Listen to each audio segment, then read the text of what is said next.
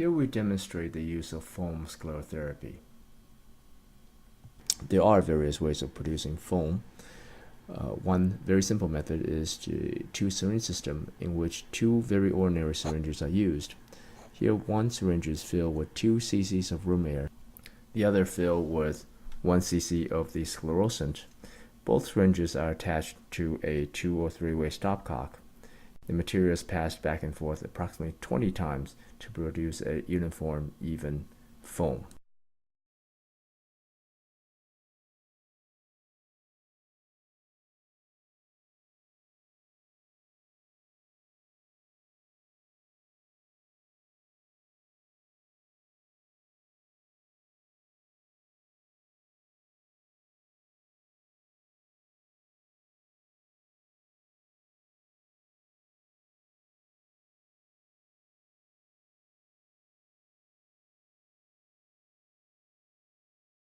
Once the foam is prepared, it must be used fairly quickly, since the foam does separate into its air and liquid component very soon.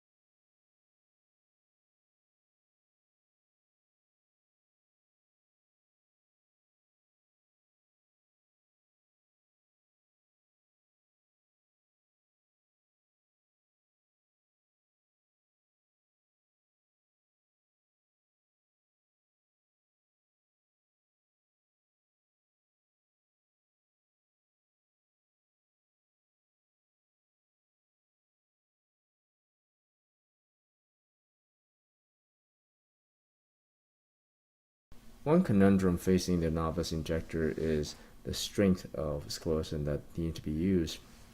There are many factors to consider. One might think about the location of the veins, the depth of the veins, and the type of sclerosant used. However, the most important factor to consider by far is the size of the vein that you're injecting.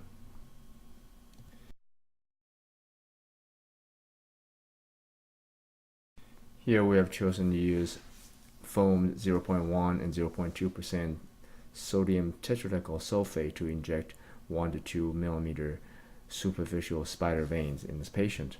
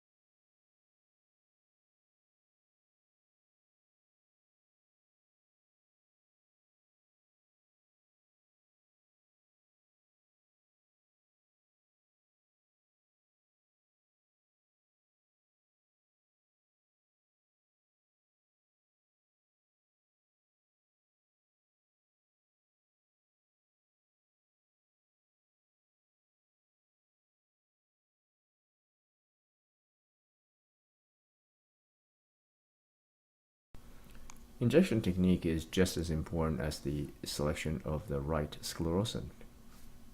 This starts with the position of the hands. The non-injection hand is used to retract the skin, allowing the needle to penetrate into the skin and into the vein easily.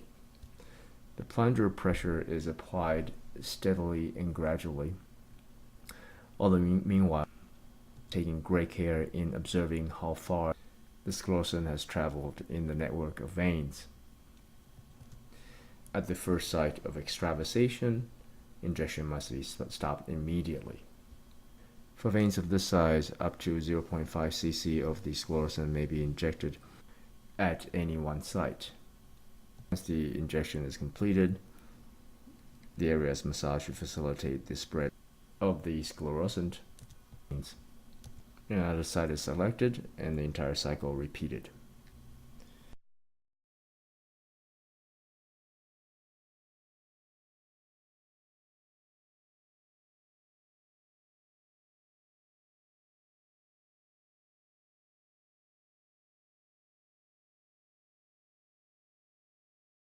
Here we demonstrate thrombectomy. After the sclerotherapy of reticular veins, patients may complain of the formation of thrombi, which appear as tender blue to greenish knots under the skin. The removal of thrombi is fairly simple. One simply needs to identify the location of the thrombi, stab the location with a 18-gauge needle, and apply lateral pressure to extract the thrombi. The process may be repeated until all the thrombi are removed.